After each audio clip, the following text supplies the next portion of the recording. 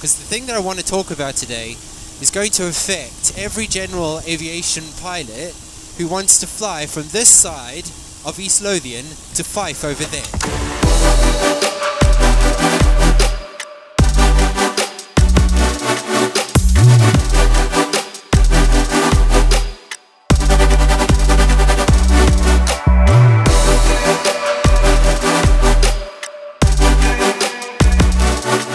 Greetings and salutations, people of the internet, and welcome back to the channel. This is the Centre of Gravity, and this is a flying episode, but it's a flying episode with a very serious point to make, and I'm not joking, it's actually pretty serious. Today we're going to be talking about some airspace changes that Edinburgh International Airport wants to make to the local flying zones. Basically, they're going to make some airspace changes, or they're trying to make some airspace changes, which is Modernization. I'm not against it, but we'll talk about it once we get up top. So let's head over to the threshold runway 11 and we shall take off. Golf Mike Zulu taking off on 1, departing to the north.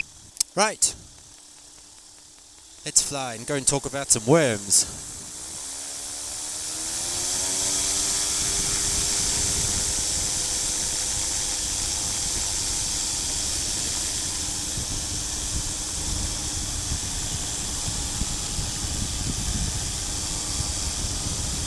Up we go! Hello, Air Museum!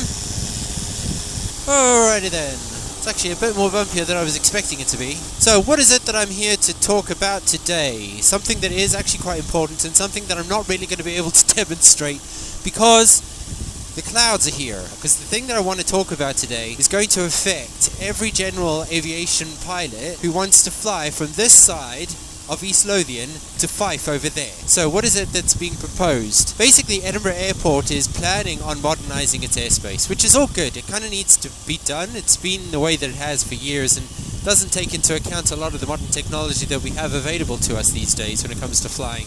Edinburgh International brings in aircraft and has to kind of give them vectors, and it's very convoluted, and for air traffic control it's not the best way to do it. So with the modern technology that these aircraft have in them, they can pretty much program them to a route and they'll follow it. They want to put in a little bit more of an intelligent system, which I'm all for, it makes sense. Where the problem comes is for us GA pilots and for us microlighters who fly over the Firth of Forth, we need a certain level of clearance to get over the water over there. And I've spoken about it in various videos before, where we need 4,500 feet really is kind of what you want, but I always go up to 5,000, 5,500 to give me that comfort that I know that if for whatever reason the butt fan behind me decides to go out, I've got enough space to glide back down to ground. Because imagine the scenario, right? If I'm at a lower altitude and suddenly my engine decides it no longer likes to live, and I don't have enough space to glide down to the ground, but I've got enough space to glide down to the sea, and, well, I'm swimming. Don't want that to happen. What the problem is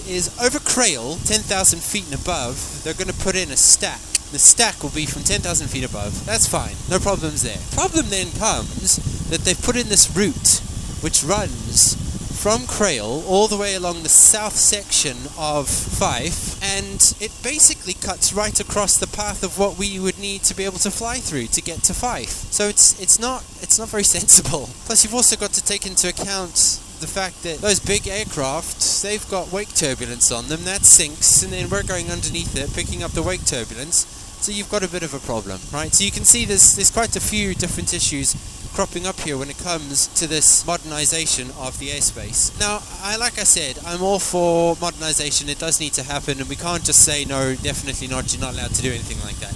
What we need to do is have a bit more of a pragmatic view on the airspace and the people who are planning on using it. My recommendation is, in order to keep their glide scope that they need to increase the altitude of the corridor that runs from Worm 2, which is the holding stack, along the south section of Fife. Just increase that a little bit so that we can get underneath it safely and still have enough space or enough time and altitude to get over the water safely. It's all about safety.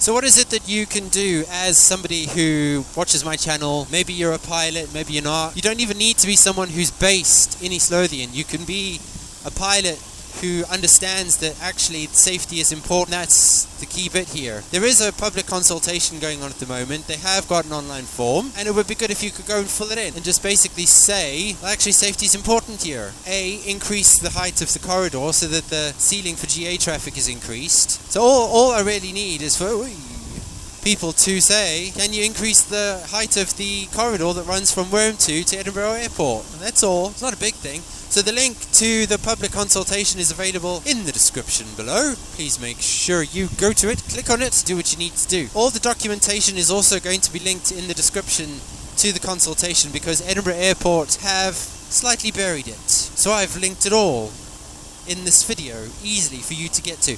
There's a lot there, right? It's a heap. I don't recommend you read it all.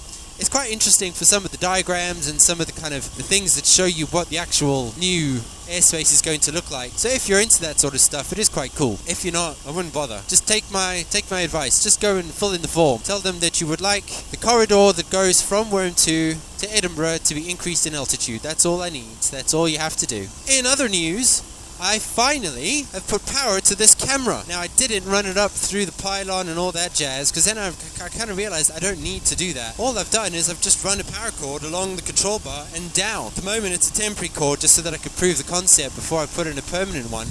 But yeah, it's in and it seems to be working.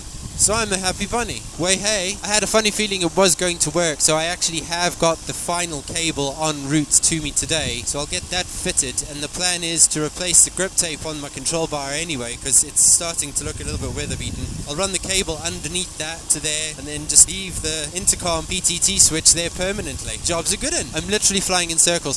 The weather is not really very conducive to flying as much as I thought it was going to be. I might head back, go have a cup of tea. East Fortune traffic, Golf Charlie Golf, Mike Zulu inbound from the east, 2.5 miles to run at 1,500 feet inbound. If ever I wanted evidence that I'm a fair weather flyer, it's days like this where it's like, it looks nice and smooth, get up, no it's not smooth, I'm going to go back down again. I'll say my piece and then I'm just going down. At least I'm toasty. No, I'm going to be a good boy. I'm not going to do a bad joint. I'll do a proper overhead. Golf Mike Zulu, dead side descending 1-1.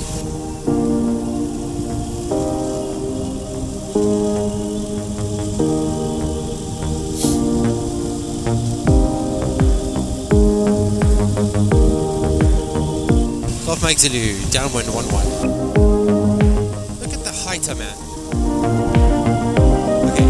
There is a wind pushing me that way. That doesn't help that I'm this far over. Golf Mike Zulu, turning final 1-1.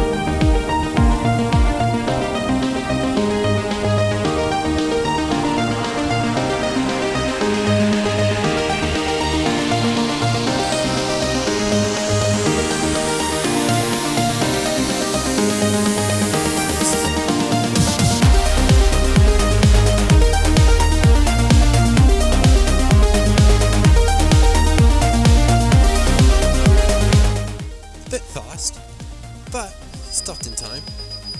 The fear when you come down this way and you do a landing down 1-1 and you've got a perfect crosswind is that there's every chance that you could land up actually sticking it into that concrete bollard that's there, which is never a good look, having your head wrapped around a piece of concrete. So I hope you enjoyed that little sortie. It was a really quick one. I was only in the air for like 20 minutes, if even that.